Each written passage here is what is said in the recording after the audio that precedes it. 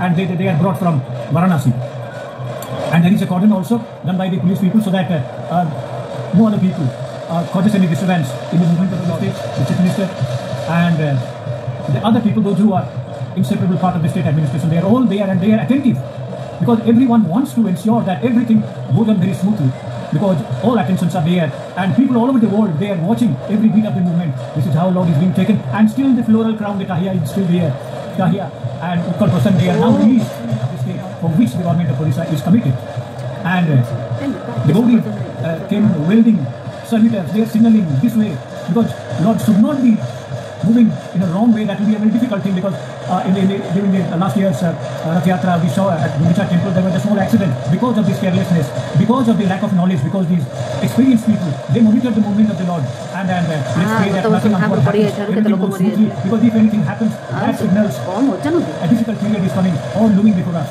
So everything must go on smoothly. The shower of flowers are going on, and this is the way Lord Jagannatha is welcomed to his designated chariot, that is Nandi Ghosha.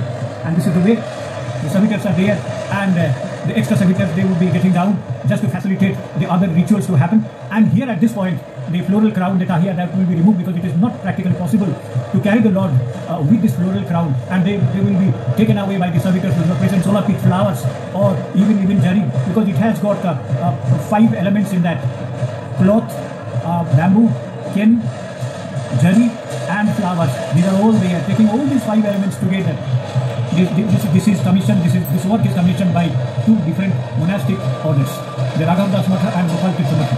So they do that for hundreds of centuries, and this will be removed. And this is the top view of the chariot of Lord Jagannatha. This is Nandi Ghosha, and here at this moment the Tahia will be removed, and he will be taken inside the canopy, and to allow him to be seated on the choka or on the designated wooden piece, that's a round piece is there in the temple, or even in the Snana Mandap or in the wedding tower, wedding altar. We have got a blue granite or chlorite round shaped base is there, and here no stone is brought, because the entire chariot is made out of wood. So the choka or the base or the seat of Lord is made out of wood, and it is 4 inch height, 4 inches height, and it is 2 feet wide. So this is how Lord is getting inside the chariot, and after that the other rituals will happen, and after all the rituals, the next ladder or the charmala, they will be removed, and the horses will be yoked, so that the sojourn will begin. So this is the way the Lord majestically enters into his chariot, the canopy or the sanctum of the chariot, Nandi Ghosha. All glories to Lord Jagannatha, and devotion is there in the air, frenzy is there in the air, Kirtan is going on, and the Baradanda or the Grand Road is becoming filled with all the devotees. There is not a single place left out. Kirtan is going on, music is being produced. So this is the way majestically Lord enters his chariot onto his seat. जय जगन्नाथ, जय जय जगन्नाथ, जय जय जय जगन्नाथ। कितने ही आश्चर्य की बात है, वो क्षण आ ही गया जब हम सब भाव विभोर होकर कहते हैं रथेतु वामनम दृष्ट्वा पुनर्जन्मन लभ्यते, अर्थात एक बार महाप्रभु जगन्नाथ को रथ पर आरूढ़ अगर इन चर्म चक्षुओं से देख लिया तो फिर पुनर्जन्म नहीं होता है, ये माना जाता है। महाप्रभु जगन्नाथ जी का टाहिया निकालते हुए, और वो टाहिया सभी भक्त अपने साथ लेकर जाना चाहते हैं एक आशीर्वाद के रूप में। महाप्रभु का टाहिया निकालते ही महाप्रभु अब अपने मंदिर सदृश उस रथ में प्रवेश करेंगे।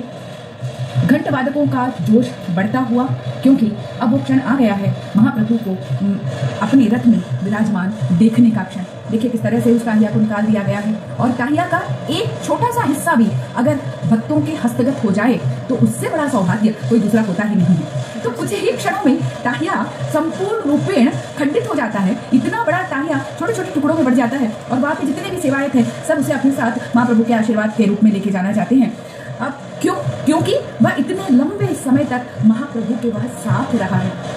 महाप्रभु अब धीरे धीरे भीतर जाते हुए, अब देखिए सेनापटा पीछे से लगा हुआ है, सेनापटा जिससे रेशम की जो मोटी मोटी डोरियां हैं वो बंधी हुई हैं, उनके साथ महाप्रभु को भीतर लिया जा रहा है। महाप्रभु झूमते हुए जा रहे हैं। अब देखिए भक्ति के भाव में सिर्फ भक्त यहाँ पे नहीं है जो बरदान पर झूम रहे हैं, वो घंटवादक नहीं है जो मतलब बरदान पर झूम रहे हैं, अपने भक्तों के साथ होने के आह्लाद में महाप्रभु भी झूम रहे हैं। एक ही समान भावना चारों तरफ है, आनंद, उत्साह, उल्लास और सब कुछ विस्मृत हो गया है।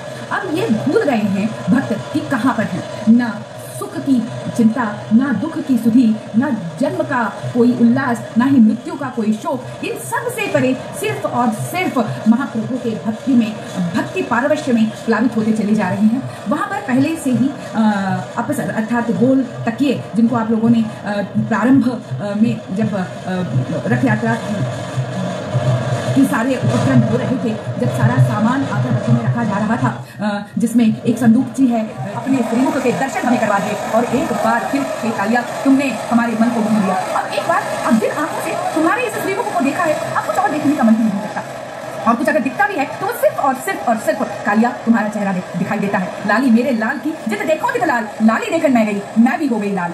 ये महाप्रभु की अनुकंपा है, ये उनका सौंदर्य है। दूर से देखिए कितने सुंदर वो चकानयन दिखाई दे रहे हैं, और तुलसी की मालाएं उठाए हुए भक्ति पारवश्य में ये भगत के ऊपर महाप्रभु को हम देख लें, और हमेशा हमेशा के लिए जो है हम वो परम पद प्राप्त कर लें, क्योंकि ये कलयुग है। कहते हैं धर्म यहाँ पर एक पाद पर चलता है, सतयुग में चारों पैरों पर चलता है, त्रेता में 3 पैरों पर, द्वापर में 2 पैरों पर, और कलयुग में कहते हैं 1 पैर पर चलता है।